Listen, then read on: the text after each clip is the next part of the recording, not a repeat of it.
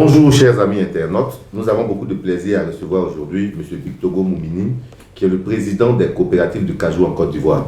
Avec lui, nous essaierons donc d'avoir de plus amples renseignements sur l'évolution de la filière. Bonjour M. Bictogo. Bonjour.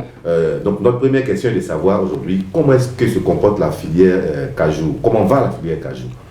Bon, on pourra dire que depuis la réorganisation et la création du conseil coton anacarde, la filière se porte bien grâce à la diligence des dirigeants qui sont à la tête de ce conseil-là, qui ont réorganisé donc la filière anacarde. Ils n'ont pas encore fini, mais je pense qu'ils vont y arriver. Voilà. Et justement, pour rebondir et enchaîner sur la deuxième question, on sait que justement par le biais du conseil coton anacarde, il y a eu une certaine organisation, il y a des réformes qui sont entreprises. Est-ce qu'on sent l'impact sur le terrain? Est-ce qu'au niveau des producteurs, cela a amélioré la qualité justement de l'exercice du travail? Bon, disons que toute réforme a besoin de temps dans l'application. Mais ce qui est sûr, ils sont allés très vite. Ils ont pris des jeunes qui connaissent la chose, qui savent faire. Et on ressent ça. Déjà, cette année, ils ont sorti les statistiques des produits exportés. Les années d'avant, ce n'était pas possible parce qu'il y avait nos frontières étant poreuses. Nos produits allaient un peu dans les pays voisins. Cette année, depuis cette année, ils ont réorganisé. Et on voit sur les producteurs directement l'impact. Voilà, on voit l'impact. Les prix ont été stabilisés jusqu'à la fin de la campagne, bien que certains majors, je voudrais dire sociétés internationales, aient essayé de faire un peu de dilatoire. Mais notre directeur général, en fait, le directeur général du conseil coton anacarde a tenu bon. Et aidé en cela par M. Berthet, qui est le spécialiste cajou. Bon, nous avons vu les résultats et je pense que l'année prochaine sera meilleure. Il y a donc des raisons d'espérer. Donc cela suppose donc qu'il y a aussi certains problèmes qu'il faut régler. Aujourd'hui, quels sont les problèmes qui se posent à la filière? Quels sont aussi les défis quels sont les défis à relever justement pour que cette filière soit... L'un des problèmes d'abord, c'est, comment on peut dire ça, l'ensachage, la conservation de ce produit, et puis aussi le financement de la filière. Malheureusement, c'est une filière que je dirais traiterait de parent pauvre de l'agriculture ivoirienne, bien qu'elle produise 525 000 tonnes par an. Les banques ne la connaissent pas bien, donc hésitent très souvent à suivre. Par contre, on a nos concurrents qui arrivent de pays extérieurs, qui réussissent à lever des fonds à des taux de 2-3%, qui envahissent donc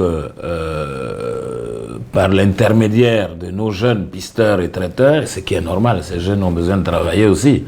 Par l'intermédiaire de ces jeunes-là, ils font des offres des fois 5, 10, 15% supérieures à ce qu'un national peut faire. Parce que nous levons des fonds ici en 10 et 15%. Donc vous voyez déjà la différence. Et nous, ça impacte sur nos revenus, ça impacte donc sur, disons, notre situation financière. Par contre, si on va vers la transformation, ce qui est le vœu du gouvernement, si on va vers la transformation, alors on serait tranquille. Okay. Voilà. On remarque aussi, et vous l'avez ébauché, que la filière, surtout en ce qui concerne l'exportation, est détenue pratiquement à 95% au moins par des traders indiens. Et aujourd'hui, comment est-ce qu'on prépare pour pouvoir se réapproprier en fait ce domaine d'activité-là aujourd'hui? Comment est-ce que vous vous organisez? Je vous réponds, c'est le financement de la filière. Okay. Pas un financement public, mais il faut un financement privé qui soutienne les exportateurs ivoiriens et qui en plus leur donne ces moyens-là, c'est-à-dire un taux, quand on va pour lever les crédits, qu'on ait des taux qui nous permettent de faire face aux concurrents indiens. Le concurrent indien, je me répète, ou vietnamien, arrive ici, il lève ses fonds dans les banques du Moyen-Orient, ou même en Inde ou à Hong Kong, à 1,53, voire 4%. il vient avec son cash. Il n'a pas de problème. Nous devons, on négocie des taux qui sont déjà hauts. En plus, pour qu'on vous finance en cash, c'est difficile. Il faut vous débrouiller, faire rentrer le produit en magasin que vous déposez comme garantie auprès de la banque et c'est en ce moment que la banque vous finance. On ne peut pas avoir d'exportateurs ivoiriens forts tant que cette politique-là est comme ça. On est heureux de savoir que dans le conseil en accord de coton, il y a 2 banquiers. On espère qu'ils vont répercuter ça à l'association des banques afin qu'ils fassent diligence. Bon, là, il y a le CIETA qui est organisé par le conseil coton en accord. On espère qu'il y aura un panel sur le financement de la filière et comme ça on pourra s'exprimer et leur dire nos besoins. Ok. Donc vous avez ébauché déjà pour le financement des banques. Oui. Est-ce que vous ne pensez pas aussi que l'État doit accroître un peu son rôle dans l'organisation justement de ce processus d'exportation? Parce qu'il y a certaines filières où l'État est fortement impliqué. Oui. Vous voulez parler du café et du cacao, le binôme. Mais c'est normal. Bon, même dans la filière café-cacao, vous verrez que le taux d'exportateurs ivoiriens n'excède pas 2%. Elle a chuté énormément avec les nouvelles réformes du café-cacao. Et là aussi, les banquiers préfèrent appuyer les majors, les multinationales, que d'appuyer les sociétés exportatrices ivoiriennes. Parce que les multinationales leur donnent des garanties nécessaires qu'un local met difficilement. C'est vrai, on me dira qu'il y a une antériorité où on a aidé les exportateurs ivoiriens, ils ont laissé des casseroles et tout. C'est vrai. Mais il faut les aider à se structurer, il faut les suivre, il faut un suivi de ce qu'on fait. Donc, l'un dans l'autre, aujourd'hui, l'Ivoirien qui veut se lancer dans l'exportation des matières premières, il faut qu'il soit solide, sinon il ne peut pas. Sinon il ne peut pas. Après 1 an ou 2, il baisse les bras. Ça c'est clair. Okay. On le rappelle, M. Bitogo, vous êtes président des coopératives de Cajou en Côte d'Ivoire. Lucassi, oui. Nous sommes au thème de la campagne de cette année. Quelles ont été les grandes actions de votre association, si on peut essayer l'appeler? Bon, disons que cette association qui est née il y a 2 ans, elle avait mis en place un système pour faciliter les ramassages. Elle avait mis en place donc 10 camionnettes de 7 tonnes. Elle avait mis en place des motos. Elle avait mis en place des triporteurs pour faciliter le ramassage à ses coopérants.